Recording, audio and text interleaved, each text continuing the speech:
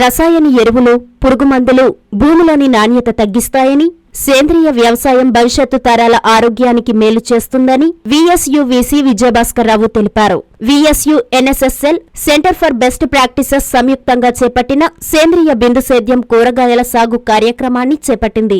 ఈ సందర్భంగా ఆయన వెంకటాచలం మండలం కాకుటూరులోని విక్రమసింహపురి విశ్వవిద్యాలయం ప్రాంగణంలో కూరగాయల మొక్కలు నాటారు. వీసీ విజయభాస్కర్రావు మాట్లాడుతూ సేంద్రియ వ్యవసాయం భవిష్యత్తు తరాలకు మేలు చేస్తుందని, రైతులకు, విద్యార్థులకు సేంద్రియ వ్యవసాయంపై అవగాహన అవసరమని తెలిపారు. ఈ కార్యక్రమంలో విశ్వవిద్యాలయ registrar doctor K Sunitha, professor Sujay S Nair, NSS coordinator doctor Udayashankar Allam, NSS programme officer doctor BV Subbareddy, doctor CH Sai Prasad Reddy, doctor G Sujay, doctor Kota Neelamanikantha తదితరులు పాల్గొన్నారు.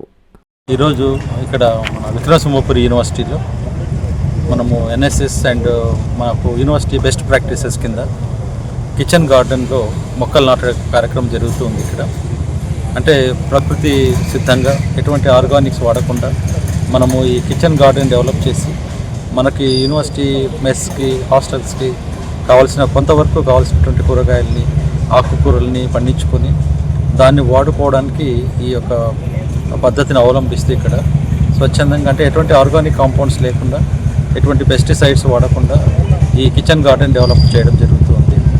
ఇప్పుడు ఇది గత 3 సంవత్సరాలుగా ఇక్కడ ఈ బెస్ట్ ప్రాక్టీస్ అనేది యూనివర్సిటీలో జరుగుతుంది.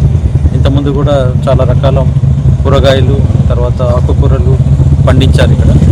అదే సాంప్రదాయాన్ని కొనసాగిస్తూ ఈసారి కూడా ఇక్కడ 200 దాకా క్యాబేజీ, తర్వాత బంతి, మిగతా ఆకుకూరలు, మిగతా కూరగాయలకు సంబంధించిన మొక్కల్ని ఇక్కడ నాటడం జరిగింది ఈరోజు. దీనివల్ల ఏమిటంటే స్టూడెంట్స్లో కూడా ఒక బెస్ట్ ప్రాక్టీస్ని కల్టివేట్ చేసినట్టుగా ఉంటుంది. మన ఇళ్లలో ఎలాగైతే మొక్కలు పెంచుకుంటున్నామో యూనివర్సిటీలో కూడా ఆ విధంగానే ఇలాంటి ఉపయోగకరమైనటువంటి కార్యక్రమాలు చేయడం, దాని ద్వారా మన యొక్క స్వశక్తిని కొంచెం ఇంప్రూవ్ చేసుకోవడం, అంటే ఎటువంటి పొల్యూషన్ లేకుండా కూరగాయలు అనేటువంటిది ఆరోగ్యానికి మంచిది కాబట్టి అలాంటి ప్రాక్టీసెస్ చేయడం, తర్వాత మొక్కల మీద కూడా పిల్లలకి కొంత అవగాహన రావడము, వాటిని బ్రతికించుకోవాలనే తపన, ఇవన్నీ కూడా వస్తాయి.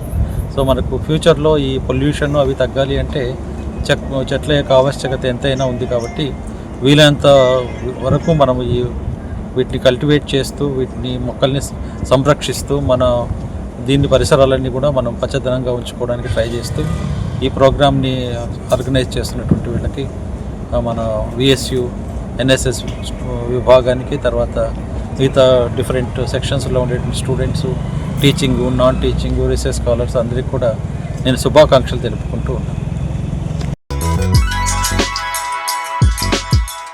Hi Nilor, please subscribe to N3 TV.